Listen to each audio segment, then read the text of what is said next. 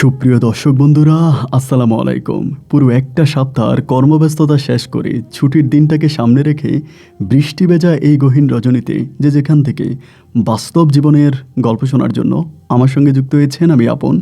আর যে আপন জীবনের গল্পের ১৬৩০তম পর্বে আপনাকে প্রতিদিনের মতো স্বাগতম জানাচ্ছি। দর্শক বন্ধুরা, আজ আমি আপনাকে শোনাবো বরিশালের ভাই সৌদি প্রবাসী মোহাম্মদ রাসেল হোসেনের জীবনের এক কলিজা কাঁপানো করুণ প্রতারণামূলক বাস্তব জীবন কাহিনী। বন্ধুরা, আজকের গল্পের টাইটেল ১২ বছর পর দেশে ফিরে সুন্দরী বউকে তালাক দিয়ে দুধ দিয়ে গোসল করে প্রবাসী। আমরা জানি যে পৃথিবীতে একটা মানুষ যদি মহা অপরাধ করে নিজেকে এতটাই কলঙ্কিত, এতটাই নোংরা করে ফেলে, নিজেকে পবিত্র করার জন্য দুধ দিয়ে গোসল করে, তবে কি এই প্রবাসী ভাই তার ওই সুন্দরী বউর সঙ্গে ১২ বছর থেকে এমনই পাপ করেছে যে পাপ থেকে মুক্ত হওয়ার জন্য, পবিত্র হওয়ার জন্য সে দুধ দিয়ে গোসল করেছে? হৃদয়ে দাগ কেটে যাওয়ার মতো এক বাস্তব জীবনের গল্প। দর্শক বন্ধুরা, প্রবাসীর কষ্ট আমরা কেউ বুঝি না। আমি যদি কোনো একটা অপরাধ করে জেলে যাই, জেলে থেকেও আমি আমার বাবা মা, পরিবার পরিজনকে দেখতে পাবো খানিকটা সময়ের জন্য। কিন্তু একজন প্রবাসী যখন ১০ বৎসর ৫ বৎসরের প্রবাস নামের জেলখানায় বন্দী হয়ে যায়, মোবাইলে ডিসপ্লেতে ছাড়া সে সরাসরি তার বাবা মা, আদরের বউ আর স্নেহের সন্তানকেও দেখতে পায় না। বন্ধুরা, আমি আশা করব শুরু থেকে শেষ পর্যন্ত সৌদি প্রবাসী রাসেলের জীবনের বাস্তব গল্পটা আপনারা প্রত্যেকে আমার মুখে শুনবেন এবং গল্প শেষে ভাই রাসেলকে ঠিক আপনার মতো করে একটা মন্তব্য কমেন্ট বক্সে লিখবেন। ধন্যবাদ সবাইকে। সুপ্রিয় দর্শক বন্ধুরা, আসসালামু আলাইকুম। আমার নাম মোহাম্মদ রাসেল হোসেন। আমার বাড়ি বরিশাল বিভাগে। বন্ধুগণ, আমি আমার জীবনের গল্পটা শুরু করার শুরুতে আপনাদেরকে আমার পরিবারের সম্বন্ধে জানিয়ে রাখি। আমার পরিবারে আমি আছি, আমার বাবা আছে, মা আছে, রয়েছে আমার দাদিমণি সহ আমার বড় 2টা বোন। আমরা টোটাল 2 বোন 1 ভাই। আমাদের পরিবারটা বরিশাল বিভাগের অদূরের কোনো এক অজপাড়া গায়ের এক উচ্চবিত্ত পরিবার। আমার বাবা পেশে একজন সৌদি প্রবাসী। আমি খুব ছোটোবেলা থেকে দেখে আসছি আমার বাবা সৌদি আরবে থাকে এবং সৌদি আরবে থেকে আমার বাবা দু হাতে টাকা উপার্জন করে। সেই টাকা দিয়ে আমার শৈশবের দিনগুলো বেশ ভালোই কেটেছিল। আপনি শুনলে হয়তো অবাক হয়ে যাবেন, আমি জন্মগ্রহণ করার পর আমার বাবা যখন সৌদি আরব থেকে আমাকে দেখার জন্য আসে, তখন আমার বাবার ওই কফিল আমার বাবার সঙ্গে সৌদি আরব থেকে বাংলাদেশে আসে। এটাই ছিল যে কোনো সৌদি নাগরিক প্রথম আমাদের এলাকাতে আসে। এটা ছিল সেই সময়ের খুব আলোচিত একটা ঘটনা। ওই সৌদির শেখকে দেখার জন্য আমাদের বাড়িতে মানুষের ঢল নামে। সবাই শুধু এক পলক তাকে দেখার জন্য হুমড়ি খেয়ে পড়ে। এটাই ছিল আমাদের এলাকাতে এক বিস্ময়কর ঘটনা। যাই হোক, সে বেশ কয়েকদিন বাংলাদেশে থাকে, সবার সঙ্গে আনন্দ ফুর্তি করে, পুকুরে মাছ ধরে, মাঠে খেলা করে। এরকম করে কিছুদিন পরে সে আবারও নাকি সৌদি আরবে চলে যায়। আমার বাবা ছিল ওই শেখের পরিবারের একজন সদস্য। সবাই থেকে অনেক আদর করত, ভালোবাসত। আমার আব্বা এরকম একজন মানুষ ছিল, তাদের পরিবারের যে কোনো অনুষ্ঠানে বা যে কোনো পারিবারিক বিষয়তেও আমার আব্বাকে তারা রাখত। এরকম করতে করতে একটা পর্যায়ে আমি ক্লাস 9 থেকে ক্লাস 10-এ উঠি। ক্লাস 9 থেকে যখন ক্লাস 10-এ উঠি, ওই সময়তে আমার আব্বা তখন বাংলাদেশে আসবে একটানা 4 বছর পরে। 4 বছর বাবা ছিল, 4 বছর পরে বাবা বাংলাদেশে আসবে। তো বাবা যখন বাংলাদেশে আসবে তার 2 দিন আগে হঠাৎ করে সৌদি থেকে খবর আসে আমার বাবা নাকি গাড়ি অ্যাক্সিডেন্ট করে এবং গাড়ি অ্যাক্সিডেন্ট করে আমার বাবা মৃত্যুবরণ করে। তার ঠিক 2 দিন পরে আমার বাবার ফ্লাইট ছিল বাংলাদেশে আসার। এই খবর শুনে আমার গোটা পরিবার থমকে যায়। কেউ আসলে বিশ্বাস করতে পারে না যে এই বয়সে আমার বাবা মৃত্যুবরণ করেছে। আমরা কেউই বিশ্বাস করতে পারিনি। সবাই কান্নাকাটি করি এবং কান্নাকাটি করার একটা পর্যায়ে সৌদি থেকে বাবার লাশ পাঠানোর জন্য আমার বাবার ওই সৌদির শেখ সে সমস্ত ব্যবস্থা করে। কিছুদিন পরে আমার বাবার কফিনে বন্দি লাশ বাংলাদেশে আসে।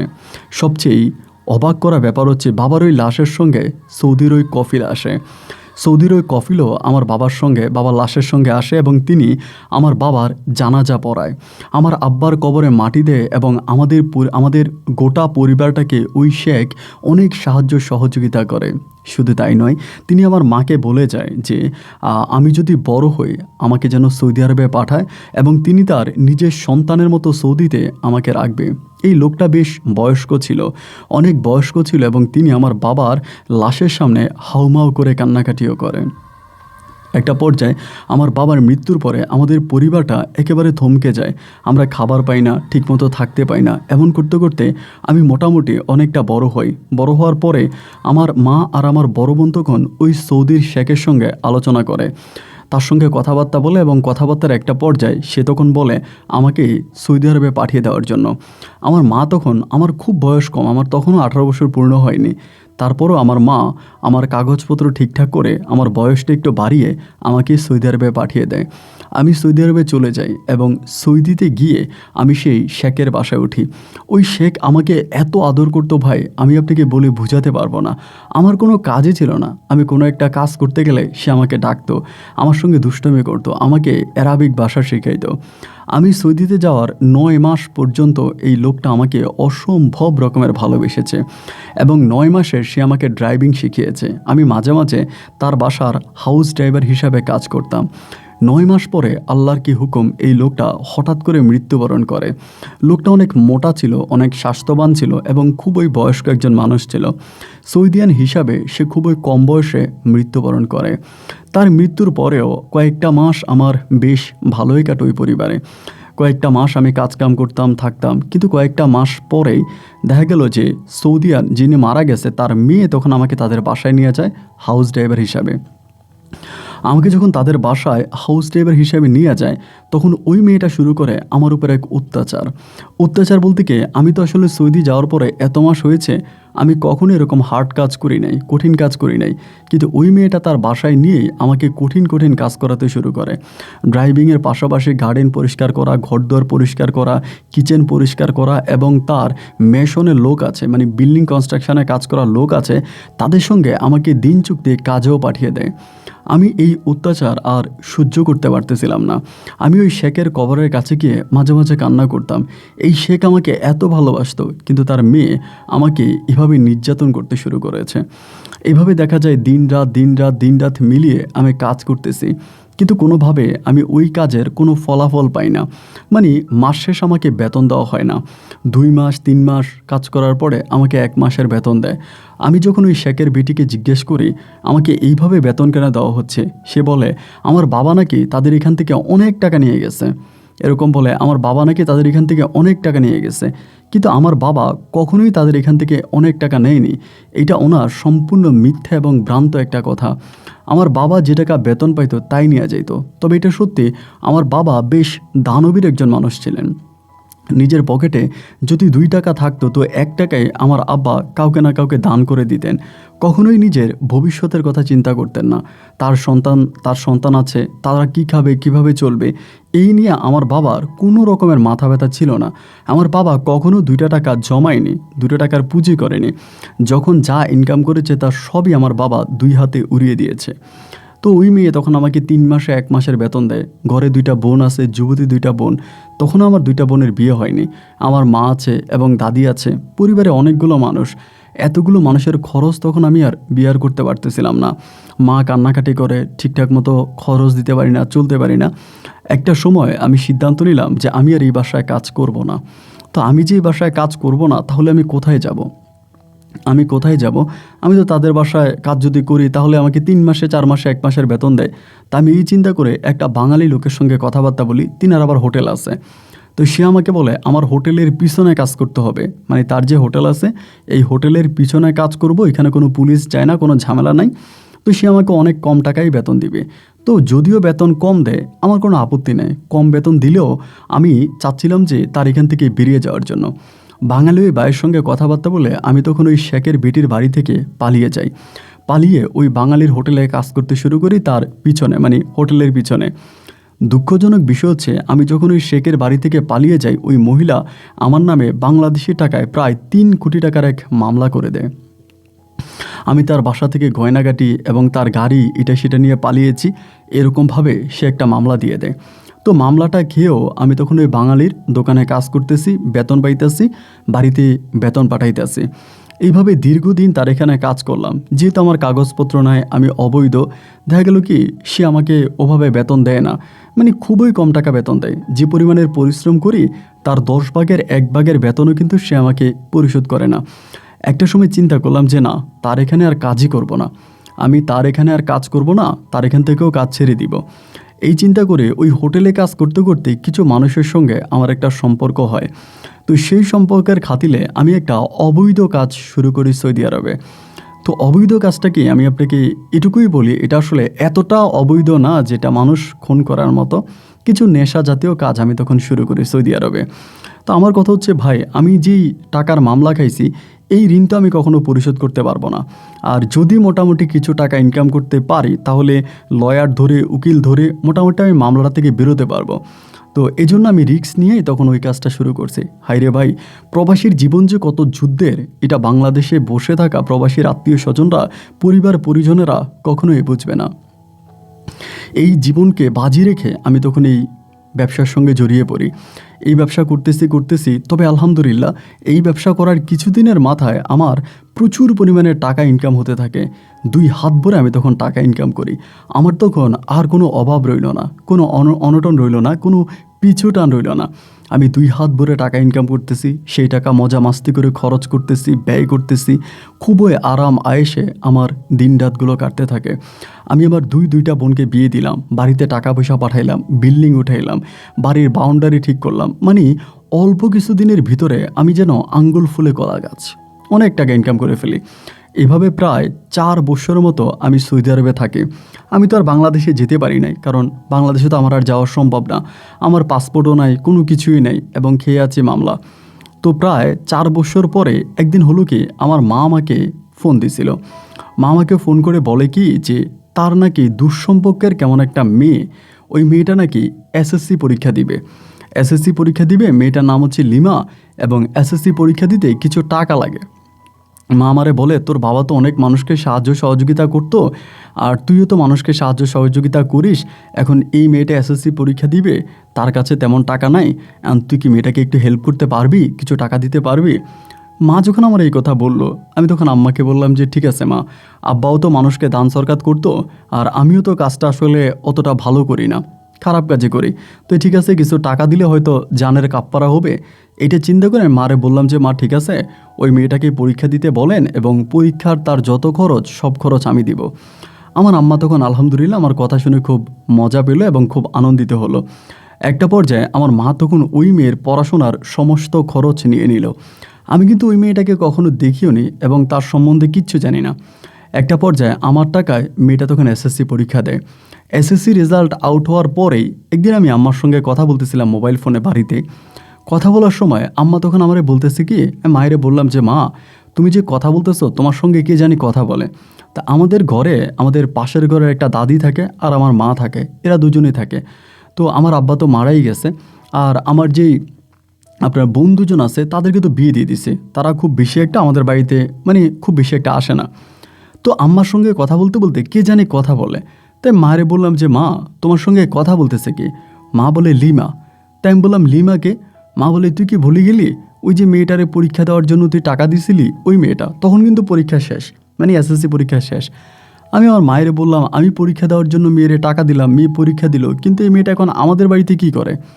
আমার মা বলে, আরে বাবারে বলিস না, আমি তো ঘরে একা একা থাকি, আমার তো ধর শরীরে অনেক অসুস্থ, উঠতে পারি না, এবং এই মেয়েটা আসছিল পরীক্ষা শেষ করে আমার বাড়িতে একদিন। আসার পরে আমারে বলে যে আন্টি আপনি এরকম একা একা থাকেন এবং আপনার জন্য আমার খুব মায়া হয়, আমি আপনার বাড়িতে থাকবো, আমি আপনার দেখভাল করবো, আপনার দেখাশোনা করব। আমি বললাম এই মেয়ে করে কি? মা বলে যে পড়াশোনাই করে, তো মেয়েটা এতিম, মেয়ের বাবাও নাই মাও নাই, মেয়ে তার নানার বাড়িতে থেকে পড়াশোনা করতো, এবং খুবই মানে দুঃখ কষ্ট যন্ত্রণায় তার শৈশবের দিনগুলো কাটে। আমি তখন মাকে বললাম যে তাহলে কি এই মেয়ে তোমাকে সাহায্য করতেছে?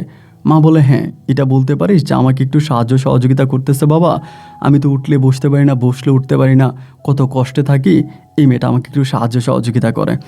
তো প্রবাসে থেকে যখন মাকে একজনের সাহায্য করে এটা শুনলাম, তখন ভাই বেশ ভালোই লাগলো যে আর যাই হোক, আমার মাকে একটু সাহায্য সহযোগিতা করতেছে, আমার মাকে হেল্প করতেছে, এর থেকেও বড় কিছু তো আর আমার হতে পারে না। আমি তখন মায়েরে বললাম যে মা ঠিক আছে, এই মেয়ে যে পরীক্ষা দিছে তারে জামা কাপড় কিনে দিও এবং তার খরচ বরচ দিও। তো যেহেতু আমাদের ঘরে থাকতেছে, আমার নিজের কাছেও ভালো লাগছে যে আমার আম্মাকে হেল্প করে। তো আম্মা বলে আচ্ছা ঠিক আছে, তুই টেনশন করিস না, ওর যা যা লাগে আমি সব কিছু দিব। এইভাবে মেয়েটা আমাদের ভাষায় প্রায় 1 বছরের কাছাকাছি ছিল।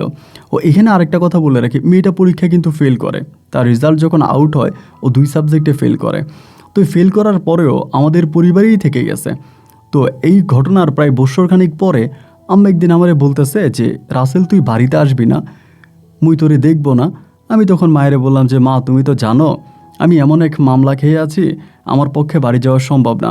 আর যদি যেতেও হয় তবে আমাকে মা অনেক টাকা মামলা, এবং এই মামলা টামলা নিয়ে আইন আদালতে দৌড়দৌড়ি করে মামলা শেষ করে আমি দেশে যাইতে পারবো, নাইলে তো আমি মা আর দেশে যাইতে পারবো না। আমার মা বলে এটা কোনো কথা বললি? তখন তো আমার অনেকটা বয়সও হয়ে গেছে। মা বলে তোর তো অনেক বয়সও হয়ে গেছে, তা তুই কি বিয়ে শাদী করবি না? আমি বললাম মা বিয়ে শাদী আর কেমনে করব, কিভাবে করব? আমি তো এখন এইভাবে এই দেশেই পড়ে আছি, এখন এই অবস্থায় তো মার বিয়ে শাদী করাও সম্ভব না, আমি কি করব? আমার আম্মা বলে তোর একটা কথা বলি, এখন আমাদের ঘরে যে মেয়েটা আছে, যে লিমা আছে, তুই কি লিমারে বিয়ে করবি? মা ডিরেক্টলি আমার এটা বলছে। বলার পরে আমি একটু অবাক হয়ে মারে বললাম যে মা এটা তুমি কি বলো, এটা তুমি কি কথা বলো, আমি কেমনে লিমারে বিয়ে করব? আর আমি তো কখনো ওই মেয়েকে দেখিও না, এই মেয়ে দেখতে কেমন আমি তো তাও জানি না, তা তুমি আমাকে হুট করে বলতেছো এই মেয়েকে বিয়ে করার জন্য, এটা কি কথা বলতেছো? আমার মা বলে মেয়ে হচ্ছে লাখের মধ্যে একটা, খুবই সুন্দরী, উঁচে লম্বা, সর্বদিক দিকে খুবই পারফেক্ট। মেয়েকে যদি এক নজর দেখিস তোর পছন্দ হয়ে যাবে। তাই মাকে বললাম যে মা আমার পছন্দ অপছন্দর কোনো প্রয়োজন নাই, আর আমি এরকমভাবে না দেখে না জেনে না শুনে আমি বিয়ে করতে পারবো না।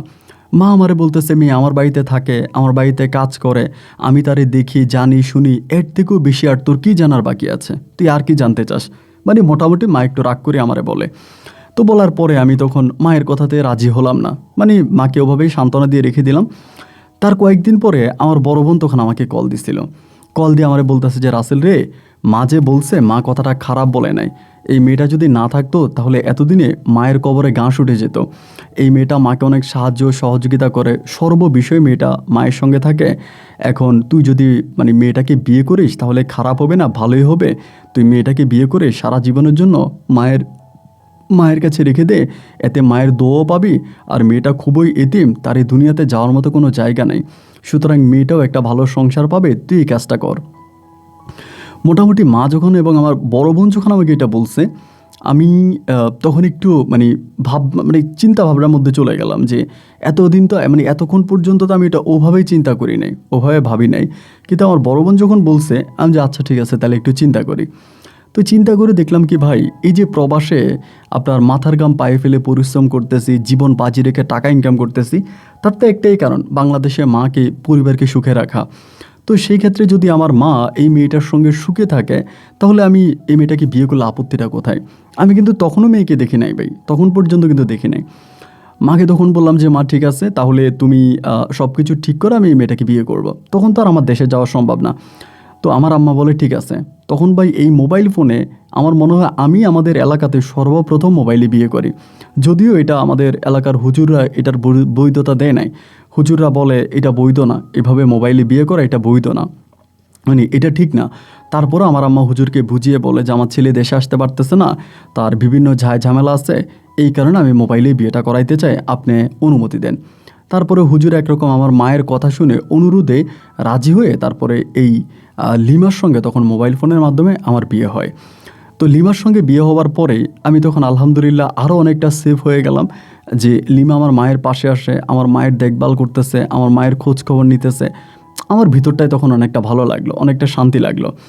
এভাবেই তখন আপনার দিন রাত দিন রাত দিন রাত সময়গুলো কাটতেছে, আমি আমার মতো করে সৌদির মাটিতে পড়ে আসি, টাকা পয়সা ইনকাম করতেছি, বাড়িতে পাঠাইতে আসি, এবং মাঝে মাঝে লিমার সঙ্গে আমি মোবাইল ফোনে কথা বলতেছি।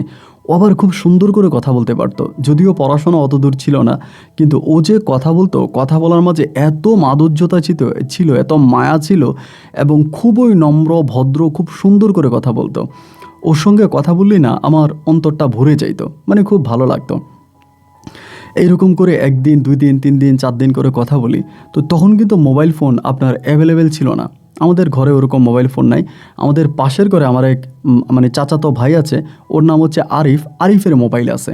তো তো আরিফ মাঝে মাঝে আমাদের ঘরে যাইতো, আমাদেরকে মানে কথা বলাই দিত। তাই তারপর আমি একটা মোবাইল ফোন পাঠাই বিদেশ থেকে আমার মার জন্য, একটা ভালো দামি ফোন পাঠাই। ফোন পাঠানোর পরে আমার মা আর লিমা মিলে তখন মোবাইল ফোনটা ব্যবহার করতো। আরিফের ফোনটা আর খুব বেশি একটা ব্যবহার করে না। এইভাবে দিন রাত কাটতেছে। এমন করতে করতে মহল্লার মধ্যে আমি তো অনেকের সঙ্গে কথা বলতাম, এলাকার অনেক পোলাপাইন আছে, অনেক বড় ভাই ছোটো ভাই অনেকের সঙ্গে কথাবার্তা বলি। এই লিমাকে বিয়ে করার প্রায় বেশি দিন না, প্রায় 6 কি 7 মাস পরেই আমাকে এলাকার এক বড় ভাই বলতেছে কি, আমারে বলে যে রাসেল, ওনার সঙ্গে আমার ফোনে যখন কথা হয় আর কি, উনি বলে রাসেল একটা কাজ কর, তুই ইমিডিয়েটলি একটু বাড়িতে আয়, বাড়িতে এসা 1-2 মাস থাইকা তারপর আবার চলে যা। হঠাৎ করে আমি আমার বড় ভাইরে বললাম যে ভাই এটা কী বলতেছেন, আমি তো একটু সমস্যার মধ্যে আছি, আমি তো বিয়ে করছি তাও তো দেশে যাইতে পারি নাই, এখন আপনি কেন আমাকে দেশে আসতে বলতেছেন? উনি বলে হয় তুই দেশে আয়, নাইলে তুই তো সৌদির একটা পবিত্র জায়গায় থাকিস, এরকম পবিত্র জায়গায় থাইকা কি তুই জাহান্নামের মানে জাহান্নামে যাবি, এটা কি তুই চাস?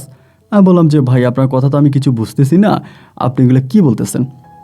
উনি বলতেছি এটা যে তোদের বাড়িতে যে সাইফুল আছে, সাইফুলের সঙ্গে তোর বউয়ের অবৈধ সম্পর্ক আছে। এই কথা আমাদের এলাকার এক বড় ভাই বলতেছে। আমি বললাম যে ভাই এটা আপনি কী বলেন?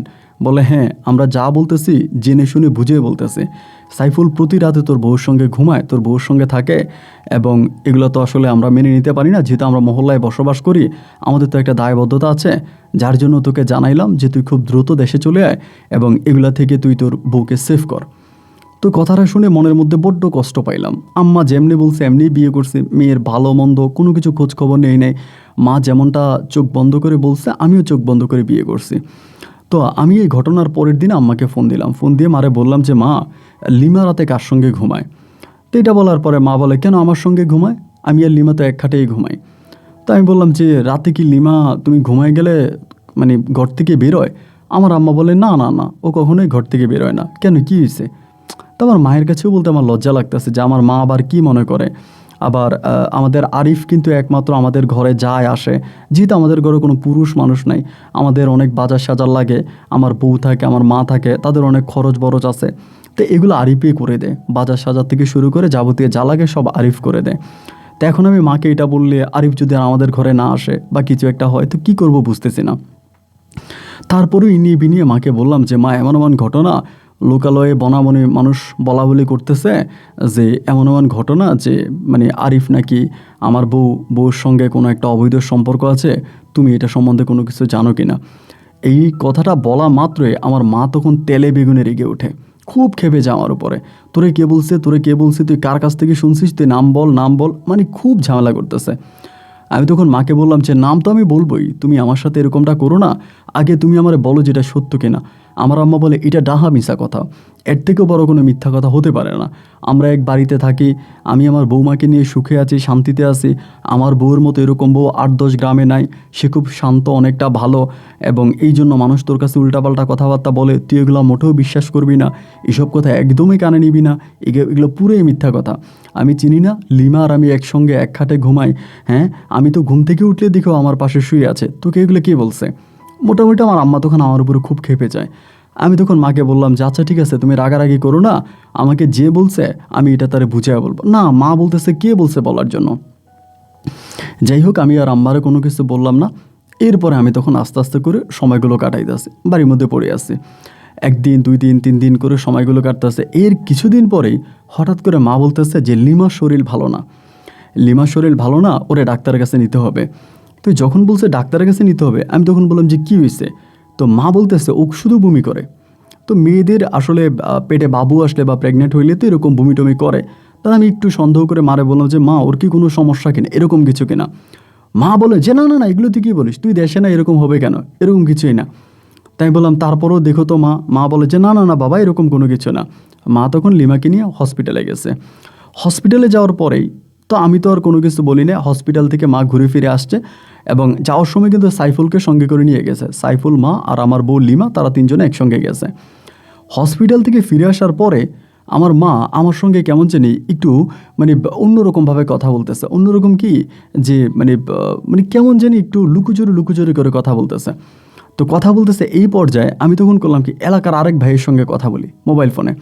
কথা বলার সময় সেই ভাই তখন আমাকে জানায় সেম ঘটনা, এর আগে এক বড় ভাই যা বলছে এই ভাই আমাকে তা বলছে। তখন মনটার মধ্যে খুব কষ্ট লাগলো যে মানুষ এই ধরনের নানান কথা বলে, যাকে ফোন করে সেই বলে সে এক কথা বলে। একটা সময় আমি আমার মারে বললাম যে মা, একটা কাজ করো, এই আমাদের ঘরে আর আরিফ আসার দরকার নেই। হাটের দিন তুমি আর লিমে একসঙ্গে যাইয়া পুরো 1 সপ্তাহ বাজার করে নিয়ে আসবা। হাটে যাইবা, 1 সপ্তাহ বাজার করে নিয়ে আসবা এবং ওই বাজার ফ্রিজে রাইখা তারপরে আস্তে আস্তে খাইবা। আমাদের ঘরে কোনো ছেলে মানুষ থাকার দরকার নাই এবং এইটা আসলে ভালো না। আমার আম্মা তখন বলে তাইলে আমরা এইটাই করবো, আমরা তো এইটাই করি, আমরা হাটের বাজার একদিনেই করি। আমি চাইলে আরিফ আর আমাদের ঘরে আসার দরকার নাই, আরিফকে আমাদের ঘরে আসতে দিও না। এই ঘটনার পরে আরিফ আর আমাদের ঘরে আসে না। তার প্রায় আপনার এই ঘটনার প্রায় মাসখানিক পরে হলো কি, আমি একদিন মার সঙ্গে কথা বলতেছি, মা জানি কেমন করে আমার সঙ্গে একটু কান্না ভাব নিয়ে কথা বলতেছে। তাই মারে জিজ্ঞেস করতেছি কী হয়েছে, তুমি এমন করে কথা বলতেছো কেন? এই মানে আমি যখন বলছি আরিফ আর আমাদের ঘরে না আসুক তার ঠিক মাসখানিক পরে। তো কী হয়েছে মা, কী হয়েছে, তুমি এরকম করে কথা বলতেছো কেন, আমার কাছে বলো। মা বলে না রে বাজান, কিছু না, আমার শরীরটা ভাল লাগতেছে না। আমি বললাম দেখো তুমি মিথ্যা বলো না, তোমার শরীর ভাল লাগবে না কেন, তোমার কী হয়েছে বলো। কিচ্ছু বলে না। না বলার পরেই তো অনেকক্ষণ বলাবলি করছি, করার পরে মা যখন কোনো কিছু বলে না, আমি তখন লাইনটা কেটে দিছি। লাইনটা কেটে আমাদের পাশের ঘরের এক চাচিরে ফোন করছিলাম, মানে পাশাপাশি ঘরের এক চাচি, ওইটা হচ্ছে আরিফের মা, মানে যে আরিফের কথা আমি এতক্ষণ বলছি আরিফের মা। ফোন দিছি, পরে চাচি ফোনটা ধরে আমার গালাগালি করতেছে, মানে অকথ্য ভাষায় গালাগালি করতেছে। এই চাচিরে বললাম যে চাচি আপনি আমার এরকম গালাগালি করতেছেন করে, আমি অন্যায়টা কী করলাম? উনি খুব গালাগালি করতেছে। তো কোনো কথা নাই বার্তা নাই, গালাগালি করে আমি ফোনটা কেটে দিছি। ফোনটা কেটে আমি আরেকজনকে ফোন দিছি, আমাদের মহল্লার আরেকজনকে ফোন দেওয়ার পরে সেই লোকে তখন বলতেছে যে আরিফ নাকি আমার বউরে নিয়ে পালাইছে, আরিফ আমার বউকে নিয়ে পালাইছে। তো পালানোর পরেই আমি তখন কী করলাম, সঙ্গে সঙ্গে আমার মারে ফোন দিলাম। মারে ফোন দিয়েছি, মা রিসিভ করছে। মারে জিজ্ঞেস করলাম যে মা, মিথ্যা কথা বললো না, আমার কাছে সত্যি কথা বলো, আমার কাছে সত্যি কথা বলো, ঘটনা কি? মা বলে না রে বাবা, কোনো ঘটনা নাই, সব ঠিক আছে। আমি বললাম না, ঘটনা তো আছে, ঘটনা কিটা আমারে বলো। আম্মা বলে বললাম না কোনো ঘটনা নাই, সব কিছু ঠিক আছে। আমি যে ঠিক আছে, সব কিছু যদি ঠিক আছে তাহলে মোবাইল ফোনটা লিমারে দাও, আমি একটু লিমার সঙ্গে কথা বলি। আমার আম্মা তখন আমারে বলে কি যে লিমা তার নানার বাড়িতে গেছে। তাই আমি বললাম লিলিমা তার নানার বাড়িতে গেছে, কখন গেছে? আম্মা বলে আজকেই তো গেছে বিকালবেলা। তা আমারই যে তুমি কোনো কিছু বললা না। মা বলে তোরে বলতে হবে কেন, তোর বউর দায়িত্বে তো আমি আছি, এরকম করেই বলতেছে। আমি কিছু বলি না, লাইনটা কেটে দিছি। ভাই মনটার মধ্যে এত খারাপ লাগছে তখন, আপনাকে বলে বুঝাইতে পারবো না। কারণ আমার মা আমার সঙ্গে দমে মিথ্যা কথা বলতেছে, পদে পদে মিথ্যা কথা বলতেছে। যে মায়ের সুখের জন্য আমি এত কিছু করলাম, আজ সেই মেয়ে আমাকে ধোকা দিতেছে। তার পরের দিন বিকালবেলা আমি আবারও ফোন দিচ্ছি, কী গো মা, লিমা কি আসে নাই? এবার মা আমারে বলতেছে তুই যাই না শুই না আমার সঙ্গে এরকম করিস কেন, এভাবে তুই যাই না শুই না আমার সঙ্গে এরকম করিস কেন? আমি কি জানি, তুই তো সবই জানিস, লিমা কই তুই জানিস না? আমি বললাম কই? বলে লিমা তো কী বলে আরিফের সঙ্গে পালাইছে। তা যে লিমা আরিফের সঙ্গে পালাইছে, এটা তো আর 2 দিন আগের কথা, তা তুমি আমরা এখন বলতেছো কেন? মা বলে তা 2 দিন আগে তুই যদি জানিসই তাহলে আমারে জিজ্ঞেস করিস কেন? শোনো, তুমি আমার সাথে রাগারাগি করো না, আমি লিমাকে তা চিনি না, আমি লিমাকে তা জানি না। তুমি আমাকে বিয়ে করাইছো, তুমি যেমনে বলছো আমি এমনি বিয়ে করছি, আমি ওই মেয়েরে চিনি না। আমার মা তখন বলে হ হ হ, এখন তো আমারই দোষ, সবাই তো আমার দোষই দিব, আমার অন্যায়, আমার অপরাধ, আয় আমার জুতা দিয়ে পিটাই যা। মানে মা খুবই খারাপ ব্যবহার করতেছে আমার সঙ্গে। মার সঙ্গে কথাবার্তা না বলে লাইনটা কেটে দিচ্ছে। লাইনটা কেটে দেওয়ার ওই দিন আর মা আর ফোন টোন দেয়, পরের দিন আমাকে আবার ফোন দিছে। ফোন করার পর আমি রিসিভ করছি, রিসিভ করার পরে মা তখন কান্না করতেছে। তো স্বাভাবিকভাবে যেহেতু প্রবাসে থাকি, মায়ের কান্না এটা তো সহ্য করার মতো না। তাই আমি বললাম যে কান্না কেন করতেছ, কী কারণে কান্না করতেছ? মা আমার বলে আমার মাফ করে দে, আমি তো জীবনটা নষ্ট করে দিছি, আমার কারণে তোর অনেক কষ্ট পাইতে হয়েছে বাজান রে, তুই মায়েরে মাফ করে দে। আমি বললাম না মা, তুমি আমার 10 মাস তো তুমি পেটে ধরছো, আমার বিদেশে পাঠাইছো, তোমার জন্য 2-1 টাকা কামাইছি, কামাই আজকে বিদেশ করতেছি, তো না আমার তোমার উপরে কোনো রাগ নাই। তবে এর কি কোনো সন্ধান পাওয়া গেছে? মা বলে না না না, কোনো সন্ধান পাওয়া যায় নাই। আমি অনেক লোক পাঠাইছি, অনেক খোঁজাখুঁজি করছি, কিন্তু কোথাও তাদের কোনো সন্ধান পাওয়া যায় নাই। আমি জানি না তারা কোথায় চলে গেছে। তো তুই বাবা, তুই মন খারাপ করিস না, মা তোর এর থেকেও সুন্দর মেয়ে বিয়ে করাবো। আমি বললাম যে মা, আমি এক বিন্দু পরিমাণের মন খারাপ করি নাই, এর থেকেও সুন্দর মেয়ে আমার লাগবে না, তুমি শুধু নিজের প্রতি খেয়াল রাখো মা, তুমি যদি ভালো থাকো তাহলে আমি ভালো থাকবো। আসলে স্বাভাবিকভাবে প্রত্যেকটা ভাই যখন বিদেশে থাকে, তার মায়ের প্রতি তার এক অন্যরকম ভালোবাসা থাকে ভাই। মা খারাপ হোক ভালো হোক যাই হোক, মায়ের প্রতি কিন্তু সন্তানের ভালোবাসা প্রবাস থাকতে অনেক বেশি থাকে, যেমনটা আমার ছিল আর কি। তারপরে হইলো কি, আমি তো আমার মতো করে পড়ে মন খারাপ করে পড়ে আছি, কারণ ভাই তার সঙ্গে তো মাঝে মাঝে হলেও ফোনে একটু একটু কথা বলতাম, সে তো আমার বউ ছিল, এইভাবে চলে গেছে, তা মন খারাপ হওয়ার কথাই। তার 15 দিন পরে, মানে এই ঘটনার ঠিক 15 দিন পরে আমি আর বাড়িতে ফোন টোন দিই না বা কারোর সঙ্গে কোনো কথাবার্তা বলি না। কথা বললে সবাই খোঁচা মেরে কথা বলে, কিরে তোর বউ নাকি চলে গেছে, এইটা সেইটা, এসব কথা শুনতে ভাই ভালো লাগে না। তো এই জন্য আমি আর কাউরে ফোন টোন দিই না, ওই মায়ের সঙ্গে কথা বলি মাঝে মাঝে, এদিক দিয়ে আমি অনেক দিন ধরে ফোন দিই নি। তো ফোন না করার পরে এই ঘটনার কিছুদিন পরে মা তখন আমাকে একদিন ফোন করছে। বাংলাদেশ সময়টা তখন প্রায় রাত 8টার মতো বাজে। ফোন করে আমারে বলতেছে যে বাবা রে, আম্মা তোর কাছে একটা জিনিস চাইবো, তুই কিন্তু আম্মারে খালি হাতে ফিরাই দিতে পারবি না, কথাটা খেয়াল করবেন। তাই আমি বললাম যে কী চাইবা তুমি, আমি তোমারে খালি হাতে ফিরাই দিব না, তোমার চাওয়াটা কি? মা বলে তুই কি মানুষের কথা বিশ্বাস করবি না মায়ের কথা বিশ্বাস করবি? ঠিক এভাবে আমি বললাম আমি অবশ্যই তোমার কথা বিশ্বাস করবো, মানুষের কথা কেন বিশ্বাস করব? তুমি আমার মা, আমি তো তোমার কথাই বিশ্বাস করব। মা বলে যদি তুই আমার কথা বিশ্বাস করিস তাহলে বাবা আমি যেটা বলবো তুই এটা করতে পারবি? আমি যে হ্যাঁ মা, তুমি যেটা বলবো আমি এটা করতে পারবো। বলে পরে কিন্তু আবার ফিরে যেতে পারবি না। আমি বললাম, আচ্ছা ঠিক আছে, ফিরে যাব না। মা বলে আমি লিমারে ঘরে নিয়ে আসছি, তুই লিমারে আবার বউ হিসাবে গ্রহণ করবি। এইটা বলার সঙ্গে সঙ্গে ভাই আমার পায়ের রক্ত তখন মাথায় উঠে গেছে। যেই মেয়ে কিছুদিন আগে এক ছেলের সঙ্গে পালায়ে গেছে, ওই ছেলের সঙ্গে থাইকে আসছে, এখন আমার আম্মা এটা কী বলতেছে? তো আগেই কিন্তু আমাকে ওয়াদা টোয়াদা সব কিছু করাই ফেলছে, যার জন্য আমি কিচ্ছু বলতেছি না, চুপ করে আছি। মা আমার বলো, ও বাবা, মা যেটা বলছে মায়ের কথা কি শুনছিস? মায়ের কথা কি শুনছিস? আমি চুপ করে আছি। পরে বললাম যে আচ্ছা ঠিক আছে, তুমি যেটা বলছো আমি তো শুনছি বুঝছি, আচ্ছা ঠিক আছে, কি করতে হবে এখন? মা বলে কিচ্ছু করতে হবে না, তুই তার বউ হিসেবে মেনে নে। আমি বললাম আচ্ছা, আমার বউ হিসেবে মেনে নেওয়া না নেওয়ার মাঝে কিচ্ছু না, আমি তো আর দেশে থাকি না, আমি থাকি বিদেশে। কিন্তু এই মেয়েটা এতদিন অন্য একটা ছেলের সঙ্গে ছিল, হস্টি নষ্টি করছে, খারাপ কাজ করছে, এখন এই মেয়েটা বাড়িতে আসছে, তুমি তারে ঘরে জায়গা দিলা কেমনে? আমার আম্মা তখন বলে না রে বাবা, তুই মেয়েটারে ভুল বুঝিস না, আসলে আমি কবিরাজের সঙ্গে কথা বলছি, মূল ঘটনা আমি বাইর করছি। তোমার মূল ঘটনা কি? মা বলে দেখ, এই তো আরিফ আমাদের ঘরে বাজার সাজার করতো, এটা সেটা করতো, সব তো আরিফেই করতো, এবং আমাদের জন্য বাজার থেকে বাজা পোড়া এটা সেটা নিয়ে আসতো। এইগুলোর সঙ্গে আরিফ তখন তোর বউ লিমারে কালো জাদু করে। আমার আম্মা বলে লিমারে কালো জাদু করে, এবং কালো জাদু করার ফলে লিমা পাগল হয়ে আরিফের সঙ্গে বেরিয়ে যায়। বেরিয়ে যাওয়ার পরে আমি যখন হুজুরের সঙ্গে কথা বলে কালো জাদুটা কাটাই দিই, তখন লিমা আবার ঘরে ফিরে আসে। আমি যেদিন কালো জাদুটা কাটাইছি এর পরের দিনই লিমা চলে আসে। আর লিমা ঘরে এসে সে এতদিন কোথায় ছিল, কি করছে তার কিচ্ছু মনে নেই। এরকম করে আমার মা আমারে বলতেছে। তা আমি আমার মায়ের কথা শুনি, যেহেতু ভাই দেশ বিদেশে আমরা করি, আমরা তো জানি আমার মাকে যেভাবে বুঝাইছে লিমা, আমার আম্মা সেভাবেই বলতেছে। আমি মায়ের বললাম যে মা, এটা মনে হয় আমার মনে হয় যে তোমার কোথাও না কোথাও ভুল আছে মা, তুমি জিনিসগুলো আবার একটু খুঁটিয়ে নিয়ে। আমার আম্মা বলে না রে বাবা, তুই যদি বিশ্বাস না করিস আমি তোর কবিরাজের সঙ্গে কথা বলাই দিব। আমি কবিরাজের সঙ্গে কথা বলছি, ওরে কালো জাদু করে নিয়ে গেছে। মেয়েটা ইতিম, মেয়েটার মা নাই বাপ নাই, এরকম সহজ সরল বোকা একটা মেয়েটার জীবনটা ওই শয়তান আরিফ নষ্ট করছে। বাজান রে, তুই মেয়েটারে মেনে নে। হ্যাঁ মারে বললাম যে মা, কী বলতেছো মা? মা বলে বাবা তুই মেনে নে, আর কোনো কথা বলিস না। তখন আমি মানে চোখ বন্ধ করে, মা বলতেছে আর মা যেমনি বলতেছে আমি এমনিই করতেছি। আচ্ছা ঠিক আছে মা। কি বললাম? আচ্ছা ঠিক আছে মা। এই কথা বলার পরেই এবার মহল্লার লোকজন আমাকে ফোন দিতে শুরু করছে। চেয়ারম্যান থেকে শুরু করে মেম্বার বা এলাকার গণ্যমান্য লোকজন, সর্দার সবাই, এই আর রাসেল, এগুলো কি শুরু করছিস, কি করতেছিস? আমার আম্মা আবার খুব তেরা টাইপের মহিলা। আমার আম্মা কিন্তু কাউকেই মূল্যায়ন করে না।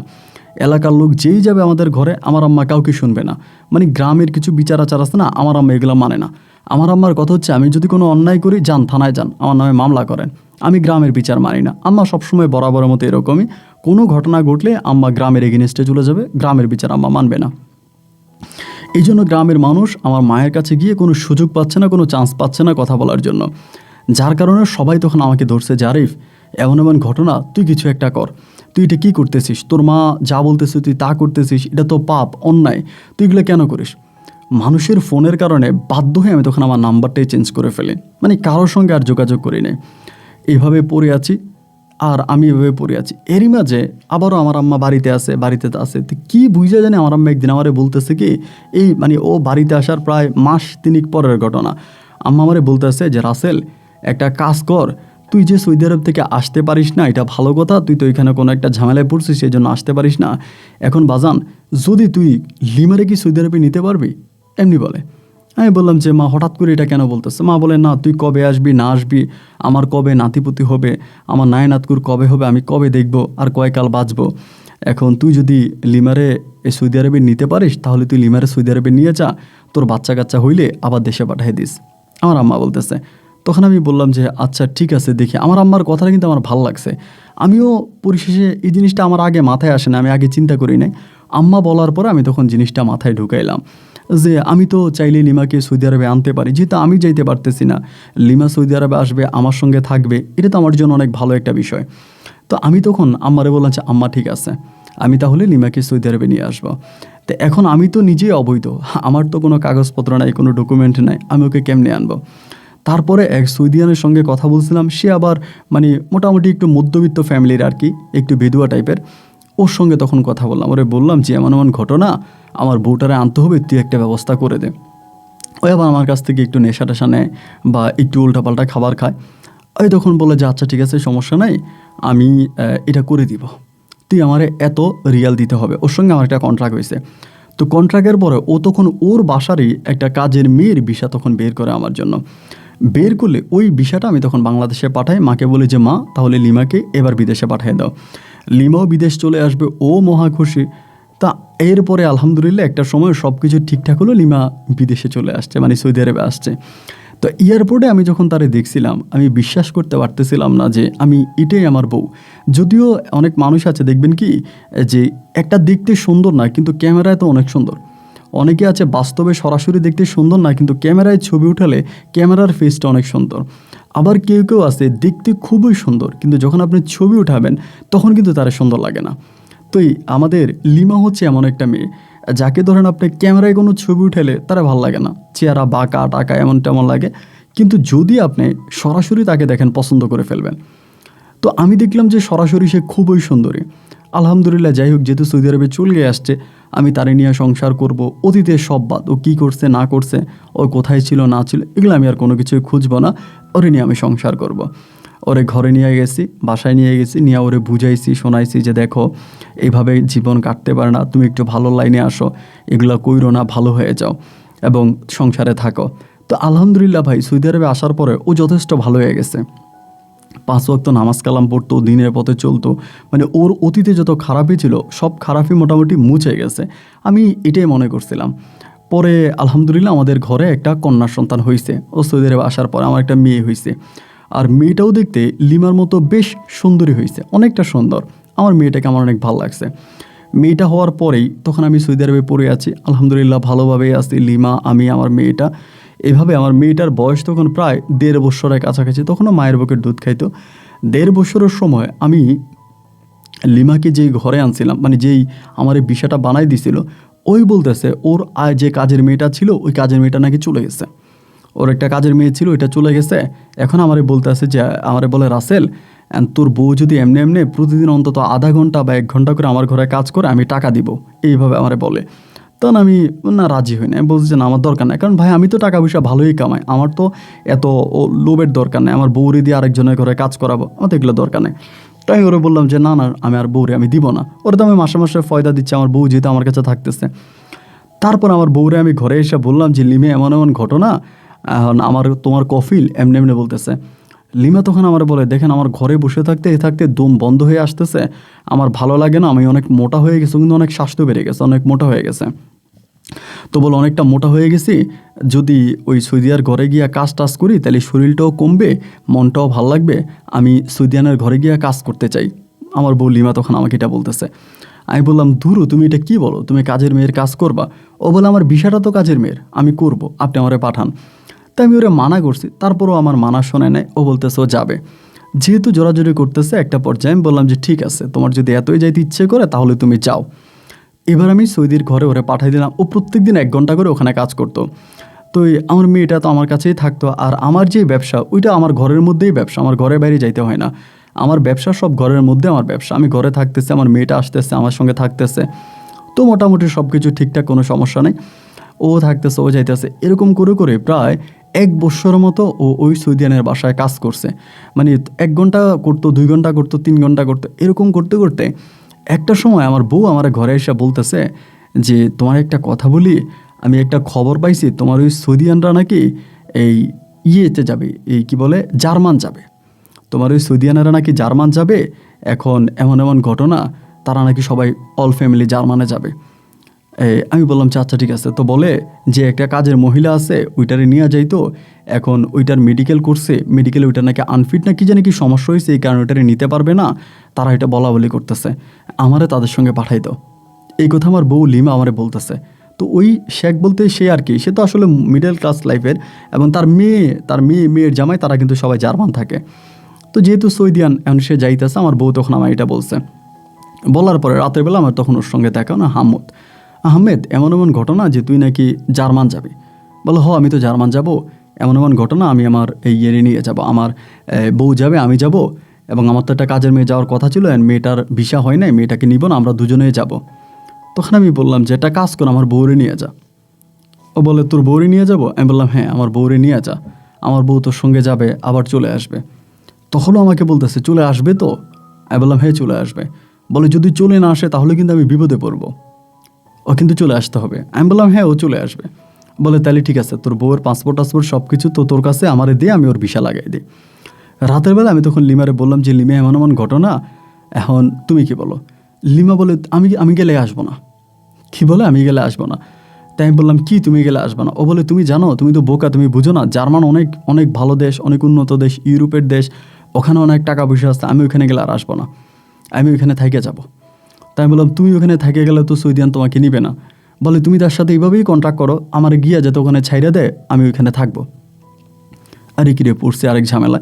পরে আমি সৌদিয়ানের সঙ্গে আবার কথা বললাম যে দেখ আমার বউ তো এরকম এরকম বলতেছে, ও গেলে আসবে না, কারণ আমি যদি ভুলভাল করে আমার বউরে পাঠাও, যদি পরে না আসে, সৌদিয়ান তো ঝামেলা করবে, সিআইডি দিয়ে হয়তো আমার ব্যবসা ধরাই দিতে পারে, ঝামেলা করতে পারে।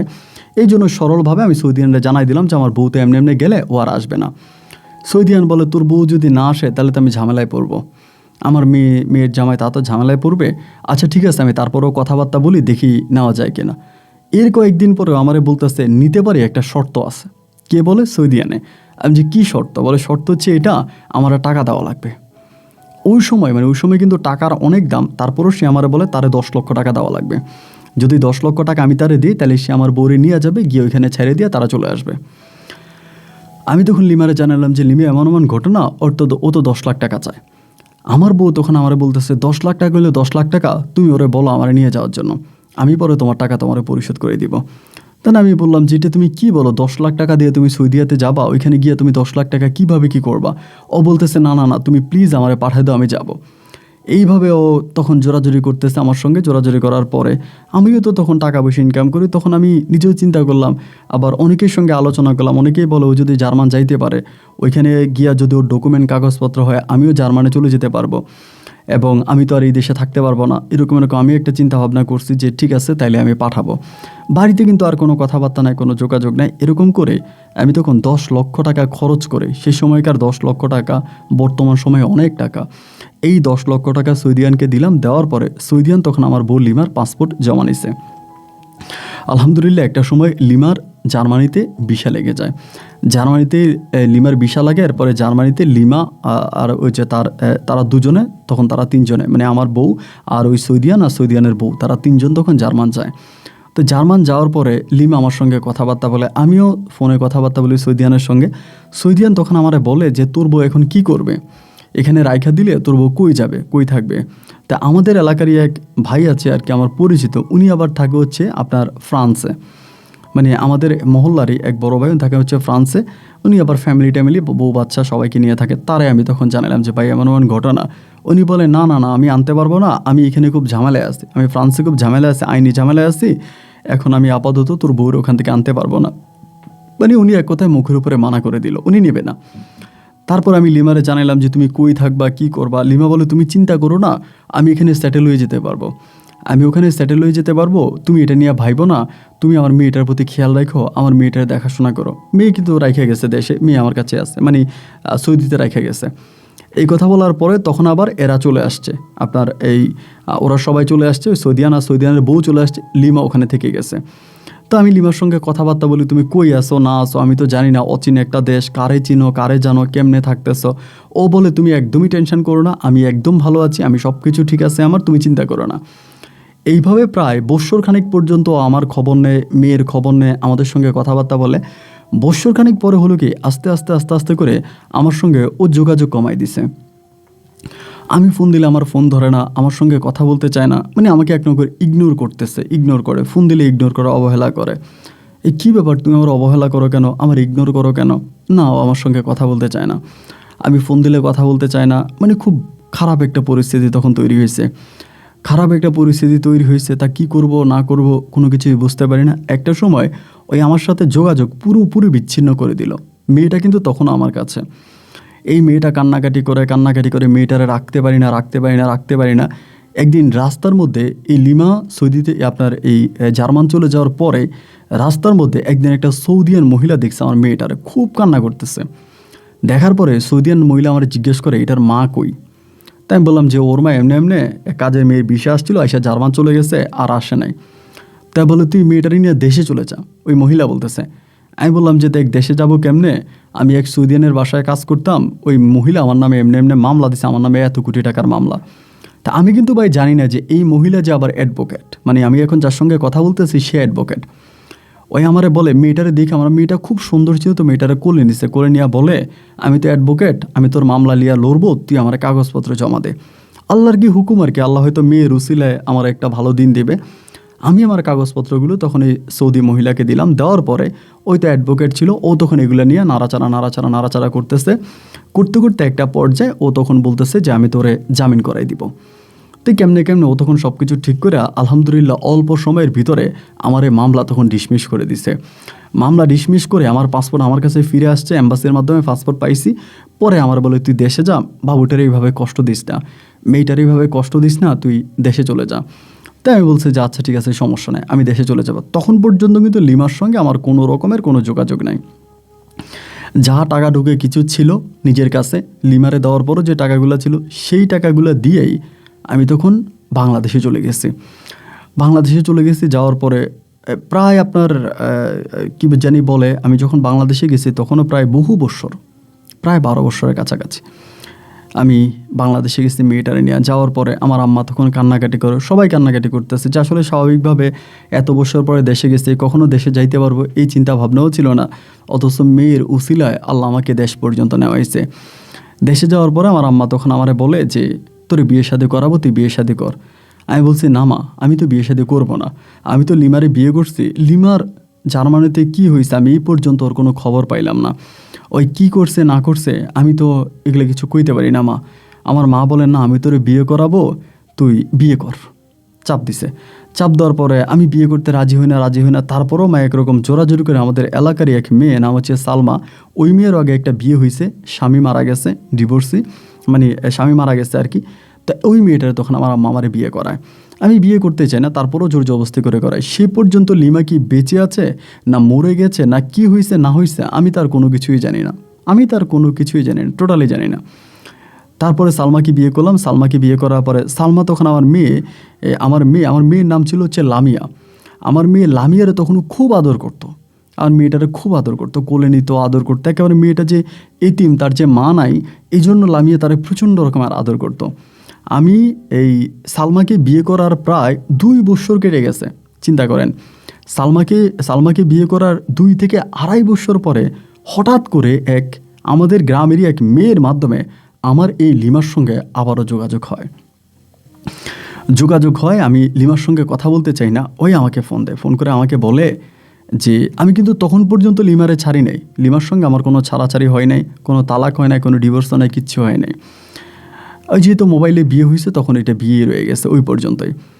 তারপরে সে আমারে বলতেছে যে একটা কাজ করো, আমি তো এখনও তোমার আইনিভাবে বউ আছি। আমি বললাম যে ঠিক আছে, তুমি ছিলা কই, এতগুলো দিন হয়ে গেল, আমি সৌদিতে এতটা কষ্টে ছিলাম, তুমি আমার সঙ্গে কোনো যোগাযোগ করো নাই, তুমি কি করছো? ও আমারে বলে, দেখো আমি এখানে কি অনেক বড় একটা ঝামেলায় পড়ে গেছি, আমি সব কিছু তোমারে বিস্তারিত বলবো, কিন্তু এখন তো আমার সব কিছু ঠিকঠাক আছে, আমি তোমার এখানে নিয়ে আসতে পারবো। তুমি পাসপোর্ট করো, তুমি তো পাসপোর্ট আছেই, আর আমার মেয়েটার পাসপোর্ট করাও, ঠিকঠাক মতো সব কিছু ঠিক করাও, আমি তোমার এদেশে নিয়ে আসবো আমার স্বামী হিসাবে। আমি বললাম, দেখো আমি তো বিয়ে করছি, আমার তো বউ আছে, আমি তো সালমা নামের এক মেয়ের বিয়ে করছি। তখন কিন্তু সালমার ঘরে কোনো বাচ্চা কাচ্চা হয় নাই, এটা হয়তো আল্লাহর একটা নীলা খেলা। ওই আমারে বলে, তুমি সালমারে ছেড়ে দাও, তুমি সালমারে ছেড়ে দাও, তুমি সালমারে ছেড়ে দাও, আমার কাছে চলে আসো, আমি তোমার এই দেশে নিয়ে আসবো।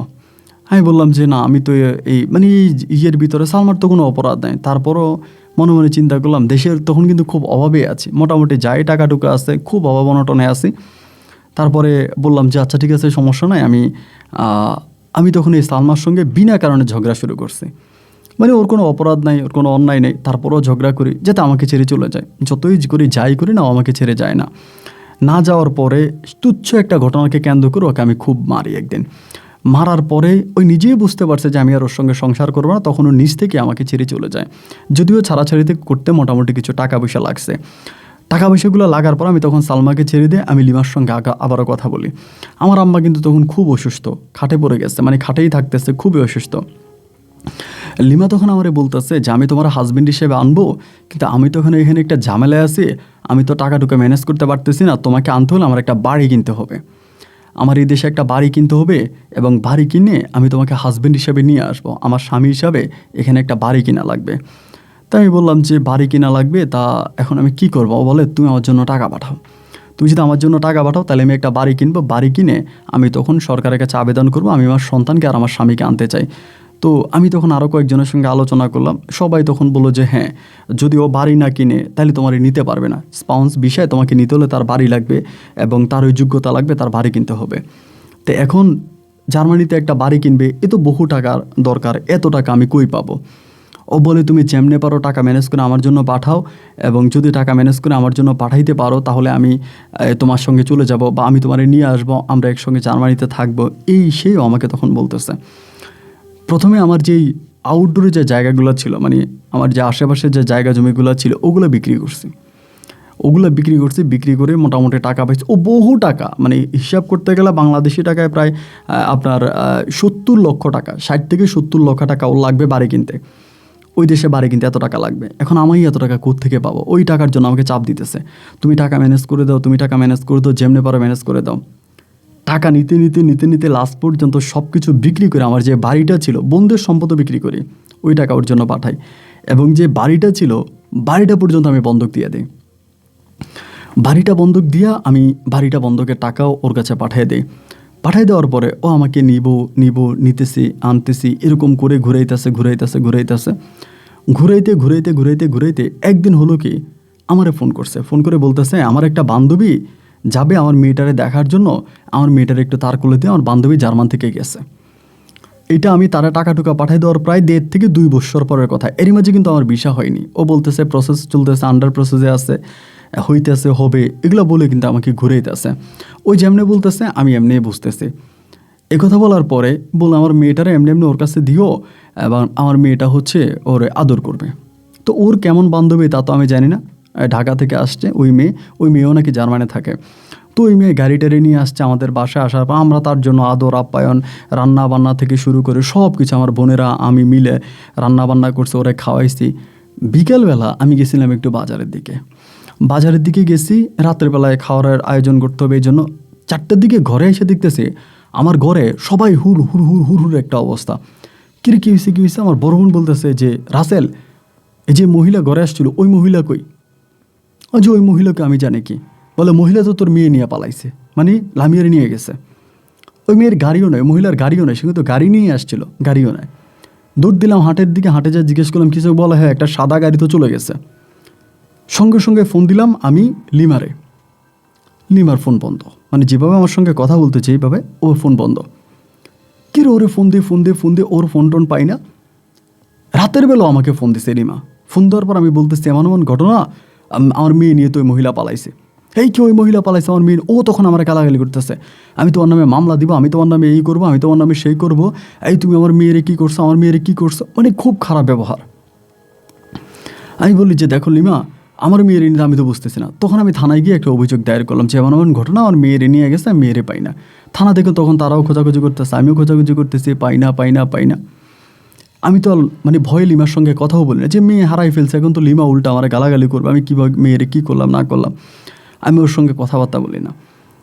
তো এই করতে করতে করতে করতে লাস্ট পর্যন্ত আমাদের এক মানে স্যার আর কি, উনি শিক্ষকতাই করতেন, ওনার এক ছেলে এয়ারপোর্টে চাকরি করে, এয়ারপোর্টে বড় কর্মকর্তা। মানে আমার মেয়েটাকে না পাওয়া মানে পাই না তখন প্রায় আপনার মাসখানেক পরে, এয়ারপোর্টে চাকরি করার পরে ওই এয়ারপোর্টের অফিসারটা তখন আমারে বলে, আমাদের স্যারের ছেলে বলে, আমার বলে যে রাসেল ভাই আপনার মেয়ের পাসপোর্টটা থাকলে আমাকে দিয়েন। পরে মেয়ের পাসপোর্ট ছিল, মেয়ের পাসপোর্টটা দিছি। মেয়ের পাসপোর্টটা দেখার পরে সে মেয়ের পাসপোর্টটা ভেরিফাই করে বলতেছে আপনার মেয়েকে তো নিয়ে গেছে। কোথায় নিয়ে গেছে? আপনার মেয়ে তো মেয়ের মায়ের কাছে চলে গেছে জার্মানি। মানে মেয়ে যে বাংলাদেশ থেকে বেরিয়ে গেছে, তার পাসপোর্টে সিল টিল পড়ছে, উনি ওটা কীভাবে ভেরিফাই করে বের করছে। আমি তখন লিমারে বললাম যে লিমা তুই কি আমার মেয়েরে নিয়ে গেছো? না না না, আমি তোমার মেয়েকে নিয়ে যাই না, এই তুমি আমার মেয়েরে হারাই ফেলছো, এই সে বলে সে নিজে আমার সঙ্গে যোগাযোগ বন্ধ করে দিছে। মানে এখন আর কথাবার্তা বলেই না। এই ঘটনার প্রায় কিছুদিন পরেই ভাই আমি ফেসবুকে দেখি কি ও আর আমার মেয়ে লামিয়া একসঙ্গে ফেসবুকে ছবি আপলোড করতেছে, একসঙ্গে ছবি আপলোড করতেছে। আমি সারা জীবন সৌদিতে যা ইনকাম করছি তার সব টাকাই শেষ। ওরে জার্মান পাঠাইছি, এটা দিয়ে গেল। এরপর ও আমাকে জার্মান নিয়ে যাবে, এটার জন্য জমি জমা বিক্রি করে দিছি। শেষ পর্যন্ত যে ভিটাটা বন্ধক দিছি, ওই বন্ধকের ঋণ পরিশোধ করতে পারি নাই। না পাইরা আমার শেষ ভিটা, যে জমিটা ছিল বাপের শেষ সম্পদ, ওই সম্পদটা পর্যন্ত সরকার নিয়ে গেছে। সরকার বলতে ওই যে ব্যাংক কর্মকর্তা নিয়ে গেছে, যাদের কাছ থেকে লোন করছিল। 2 বোন আছে, 2 বোন আমারে ভাই বলে এখন আর পরিচয় দেয় না। না, আমার সঙ্গে আর 2 বোনের কোনো ভাই বোনের কোনো সম্পর্ক নাই। ওরা আমারে দেখলে কুকুরের মতো ধুর করে তাড়াইয়া দেয়। আমাকে দেখলে ওরা মনে হয় কুকুর দেখছে, আমার সঙ্গে কথা বলে না। লিমা সাদা চামড়ার এক লোকের বিয়ে করছে জার্মানিতে, ওই লোকের সঙ্গে আমার মেয়েরে নিয়ে থাকতেছে, ঘুরতেছে, ফিরতেছে। তার ফেসবুকে কত মেসেজ করি ভাই, একটা রিপ্লাইও দেয় না। আমি এই বিচার কার কাছে দিব? এই বিচার আমি কার কাছে দিব? কাকে বলবো আমার মন ভাঙার কথা? আমার অপরাধটা কোথায় ছিল ভাই? আমি সরল ছিলাম, এটাই কি আমার অপরাধ? আমি বোকা ছিলাম, এটাই কি আমার অপরাধ? আমার অপরাধটা কোথায় ছিল? কি অপরাধে লিমা আমার সঙ্গে এত বড় গেমস খেললো? এই লিমার তো কিচ্ছু ছিল না, না ছিল মা, না ছিল বাপ, না ছিল ভাই, না ছিল বোন, তো এতিম ছিল। টাকার অভাবে এসএসসি পরীক্ষা দিতে পারতেছিল না, আমি তারা টাকা দিয়ে এসএসসি পরীক্ষা দেওয়াইলাম। আজ আমার মাও মরে গেল, এই দুঃখে দুঃখে দুঃখে দেখে আমার মাটাও চলে গেল দুনিয়া ছেড়ে। আপনার গল্পগুলো সবসময় শুনি, তাই আপনার কাছে মনের কথাগুলো বললাম। যদি আপনার মন চায় রেকর্ড করবেন, তা করতে পারেন, তবে আমার সঙ্গে একটু যোগাযোগ করেন, এটা আমার ফোন নাম্বার। ভালো থাকবেন, আসসালামু আলাইকুম।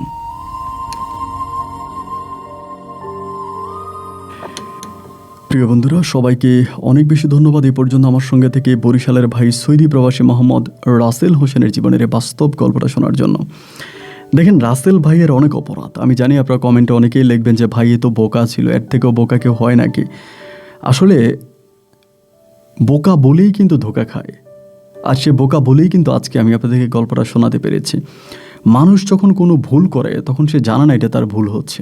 যদি সে জানতে পারে তবে সেই ভুলটা করে না। মানুষ যদি কোনো অপরাধ করে তবে সে জানে না এটা তার অপরাধ হচ্ছে, আর সে অপরাধ সে প্রতিনিয়তই করতে থাকে। কেউ যদি তার এই অপরাধটা ধরিয়ে দেয় তবে সে অপরাধটা আর করে না। আপনাদের মধ্যে যারা এই গল্পটা শুনেছেন তারা হয়তো অনেকেই রাসেল ভাইয়ের মতো বউকে বিশ্বাস করে এই বউর সঙ্গে এই ধরনের লেনদেন করতেছেন বা কিছু না কিছু করতেছেন। আজকের গল্প শুনে হয়তো আপনি সতর্ক হবেন। হয়তো এরপরে বউয়ের সঙ্গে ওই লেনদেন করতে গিয়ে চিন্তা করবেন যে আপন ভাইয়ের অনুষ্ঠানে এমন একটা গল্প শুনেছিলাম, আমার সঙ্গেও তো এমনটা হতে পারে, আমি একটু সাবধান হই। আপনাকে সাবধান করার জন্যই আমার গল্প রেকর্ড করা, আর কিচ্ছু নয়। যেন এই গল্প থেকে কিছু একটা শিখে আপনার নিজেকে পরিবর্তন করতে পারেন, আপনি প্রতারণার হাত থেকে বেঁচে যান, তবেই আমার সার্থকতা। প্রিয় বন্ধু, কিচ্ছু ছিল না এই লিমার, যেটা রাসেল ভাই লাস্টে বলল এসএসসি পরীক্ষা দিতে পারতেছিল না টাকার অভাবে। সেই টাকা দিয়ে রাসেল ভাই তার পরীক্ষা দেওয়াইছে, তাকে জার্মানির মতো উন্নত দেশে 10 লক্ষ টাকা খরচ করে, নিজের উপার্জিত টাকা খরচ করে জার্মানিতে পাঠিয়েছে। যেভাবেই হোক, যে করে হোক পাঠিয়েছে। সেখানে যাওয়ার পরে মেয়ের কাগজপত্র হয়েছে, খুব কৌশলে ঠান্ডা মাথায় রাসেল ভাইয়ের কাছ থেকে আরও লক্ষ লক্ষ টাকা নিয়ে গেছে, তার সর্বোচ্চ শেষ করেছে এবং শেষ পর্যন্ত নিজের মেয়েটাকে পর্যন্ত কৌশলে রাসেল ভাইয়ের কাছ থেকে নিয়ে গেল। তো এই লিমা খুবই বড় প্লেয়ার, এমন বড় প্লেয়ার যে যার সঙ্গে খেলা তো দূরের কথা, যার নাম শুনলেও ভয় লেগে যাওয়ার কথা। তো আল্লাহ ওই সমস্ত মেয়েদেরকে হেদায়েত দান করুক। আমার দুঃখ একটাই, যা করার যেটাই করো, কিন্তু লাস্টে কেন রাসেল ভাইয়ের কাছ থেকে এই টাকাগুলো নিয়ে গেল? কারণ আমি যতটুকু জানি জার্মানিতে ইনকাম করলে একটা মেয়ে মান্থলি মোটামুটি 3 লাখ টাকা ইনকাম করতে পারে, 2 থেকে 3 লাখ টাকা সে ইনকাম করতে পারে, এটা সম্ভব। তো যদি বাঙালি মেয়েরা তো অনেক কষ্ট করে 2-3টা চাকরি করলে এই টাকাটা হয়, কিন্তু এই টাকা সে ইনকাম না করে কেন রাসেল ভাইয়ের কাছ থেকে জমি বিক্রি করে টাকা নিলে, এটা আসলে আজ অবধি পর্যন্ত আমার মাথায় আসে না। যাই হোক, আল্লাহ ভালো জানে। আল্লাহ এই সমস্ত প্রতারকদের হাত থেকে আমাদেরকে রক্ষা করুক, এই শুভকামনায় আজকের মতো আমি আপনার এখানে বিদায় নিচ্ছি। আপনাদের সঙ্গে আমার দেখা হবে নতুন দিন নতুন কোনো গল্পে। আল্লাহ হাফেজ, আসসালামু আলাইকুম।